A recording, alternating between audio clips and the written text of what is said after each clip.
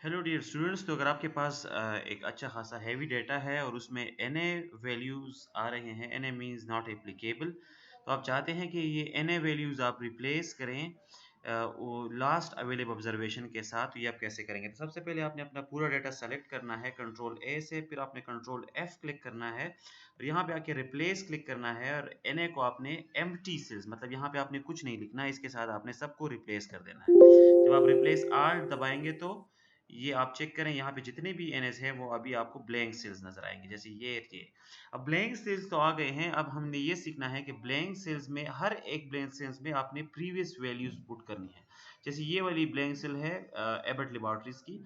जनवरी में इसकी share price 7.25 है, लेकिन फरवरी और मार्च में इसका डाटा अवेलेबल नहीं है। इस तरह सेम अगर आप कोका कोला की बात करें तो मार्च में इसकी प्राइस 18.75 है, जबकि अप्रैल में इसके प्राइसेस नहीं है। अब आप चाहते हैं कि इसके हर सेल में आप लास्ट अवेलेबल इंफॉर्मेशन पेस्ट करें, तो इसके लिए आप ये पूरा डाटा सेलेक्ट करें, फिर आप जाएं फाइंड एंड सेलेक्ट में। ये होम विंडो में आपको मिलेगा फाइंड एंड सेलेक्ट में, फिर आप जाएं गो टू स्पेशल में आप ब्लैंक्स क्लिक करें। तो जब आप इसको ओके करेंगे तो जितने भी ब्लैंक्स इस पेज में होंगे वो सारे इसको सेलेक्ट कर लेंगे। इसके बाद आपने जो पहला ब्लैंक सेल है, यहाँ पे जो वाइट नजर आ रहा है, इस पे ये ऑलरेडी सेलेक्टेड है। यहाँ पे आपने इस इक्वल टू लिखना है और ऊपर अवेलेबल वैल्यू क्लिक करनी है।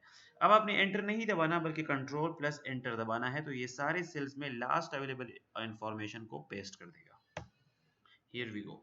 तो इस तरह चाहे जितना भी बड़ा डेटा हो आप इसके एम्प्टी सेल्स को फिल कर सकते हैं। Thank you so much.